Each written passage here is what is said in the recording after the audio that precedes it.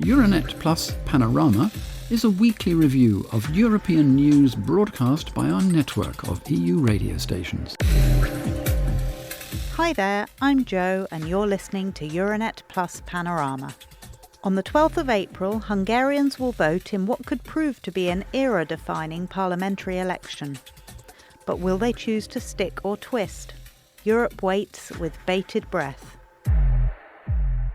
Viktor Orban's Fidesz party came to power in a landslide victory 16 years ago, just 6 years after his country joined the European Union. Since then, they've held on to power comfortably, rewriting the constitution and controlling the media landscape within Hungary, while really putting the cat among the pigeons at a European level. The 2026 edition of CPAC Hungary, a now annual conference of conservative forces from across the globe, took place in Budapest on the 21st of March. At it, Orban and his allies criticised Brussels, promoted national sovereignty and rallied Eurosceptic forces. Recent reports from media and political sources raise even more questions.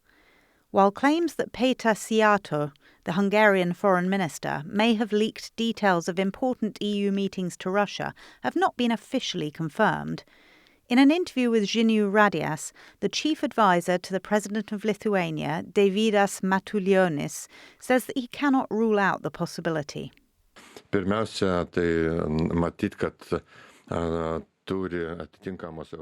First of all, the relevant EU institutions should provide their assessment. It would not come as a surprise to me, but as of today, I cannot say with 100% certainty that it is true. However, considering Hungary's current position, which can at times come as an unpleasant surprise, anything is possible. It is quite difficult to imagine that 30 or 40 years ago, Hungary was something of a beacon of freedom.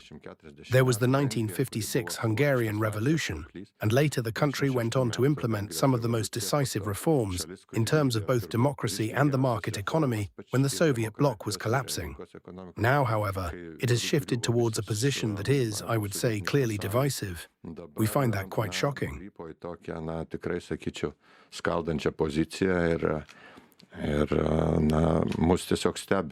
The sheer level of distrust is prompting discussions about restricting Hungarian access to sensitive information, with former Lithuanian Foreign Minister Antanas Valionis accusing Hungary of trying to bring down the union from within.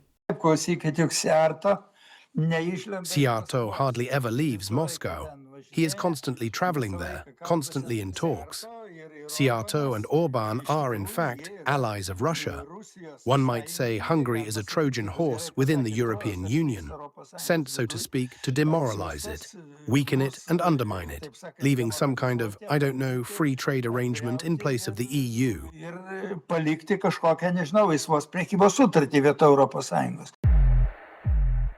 For this reason, rarely has a national election drummed up as great a sense of anticipation or apprehension abroad. The centre-right pro-European TISA party, led by Péter Mayer, is now the main opposition force in Hungary. And in an interview with France's EU radio, Mathieu Boisdron, a Central European specialist and a lecturer in contemporary history at the University of Nantes, dares to suggest that an opposition candidate might finally be in a position to unseat Viktor Orban. But, he is asked, what does Mayer actually stand for? Boisdron acknowledges that there is no major break with Orban in sight on any front, but underlines that TISA does bring something new to the table. In terms of economic policy or social policy, there is no real break. Indeed, it is not entirely clear what Péter Mayer is proposing.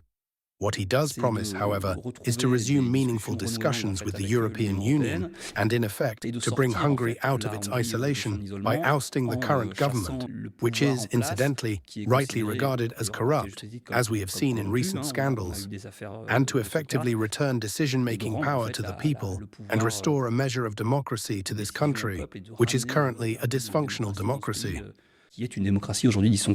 So, is this election also, in a way, a referendum on Hungary's place within the EU?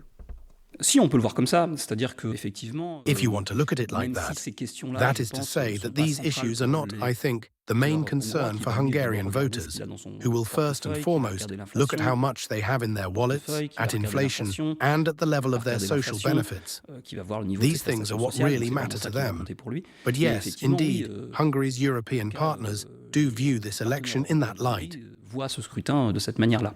Luxembourg's 100.7 has spoken in Budapest to András Kadar, co-chair of the Hungarian Helsinki Committee for Human Rights. Kadar notes that the tide does seem to be turning, with more and more Hungarians speaking out against the Orbán regime. TISA's very wide-ranging election manifesto is designed to appeal, he explains, to a broad coalition of voters. But many TISA voters will have one thing in common. So I think the strongest point of Mr. Magyar's agenda is the anti-corruption, and he has a very diverse voter base. So we have to understand that a lot of people will vote for him who don't agree with each other in a lot of, on a lot of issues. So it's a very diverse group. The one thing that this group agrees on, from liberal left to sometimes far right, I think, among TISA voters, is that the extent of corruption is unbearable. How the Prime Minister's closest friends and family members have become increasingly enriched while the country is struggling economically. I think this is a common denominator.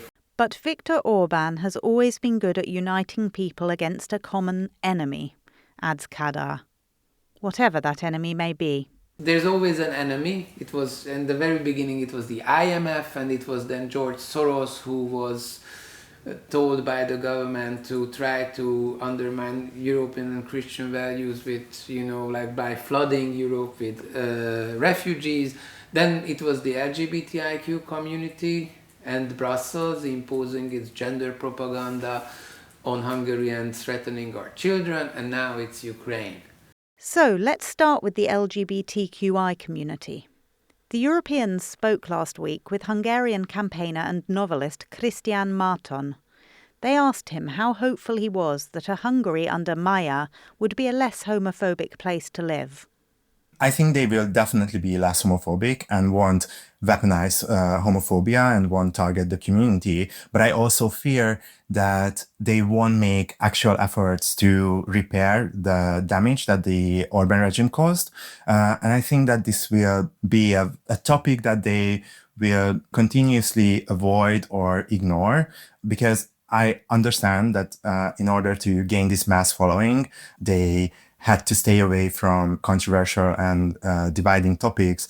I don't see them erasing any of the discrimination laws anytime soon. I think when the EU eventually overturns them, they will be like, yeah, we're executing it. Because it's not like, even if they win, it's not like Fidesz and their propaganda is just suddenly going to disappear. If anything, they will be just louder because now they don't have to govern. Márton describes the cautious optimism the LGBTQI community is feeling ahead of the upcoming election. It's such a mixed bag because on one hand, there's this immense hope that this will finally happen, that the regime will change. But on the other hand, I don't know, there's this looming fear that this still won't be enough. Even though TISA is going really strong, it's leading the polls, who knows? Nowadays, though, the key selling point of Orbán's manifesto is Ukraine, and he is leaning on it heavily, claiming that Brussels is trying to drag Hungary into the war. Indeed, fear of war is deterring many Hungarians from voting for the opposition, says Latvia's radio.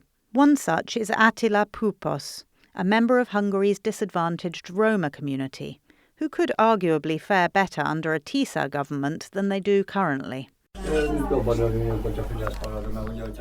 I would be happier if Fidesz stayed in power, because if the others win, if Peter Magyar comes in, there will be war. We know that for sure. I don't think Magyar is very good. I don't know what the majority of people think, but in my opinion, Orbán would be better. In an interview with Cuckoo Radio, Martin Roga Under-Secretary for Political Affairs at the Estonian Foreign Ministry, underscores this point.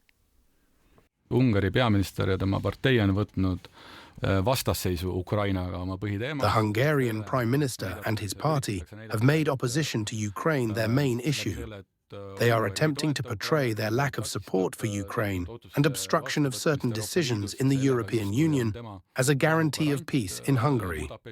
This anti-Ukrainian rhetoric has taken on such enormous proportions that it has become his main hobby horse.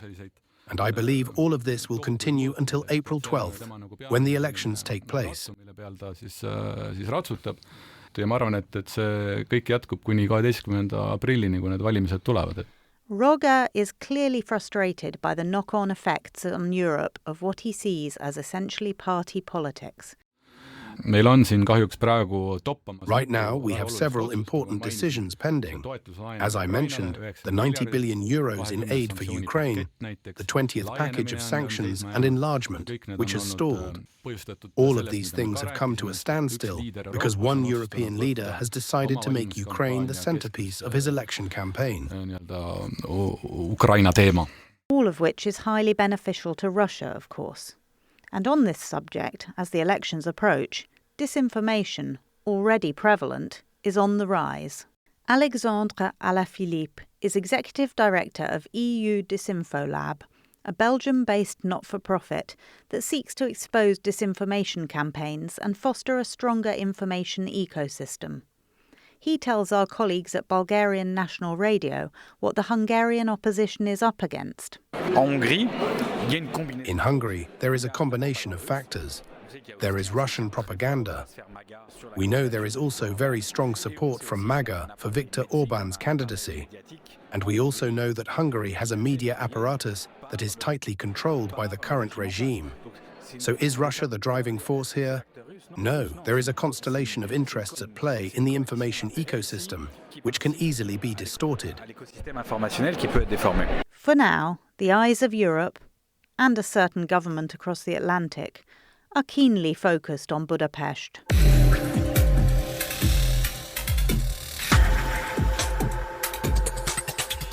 That's all for this week. Do come back next week for more news from around the Euranet Plus network.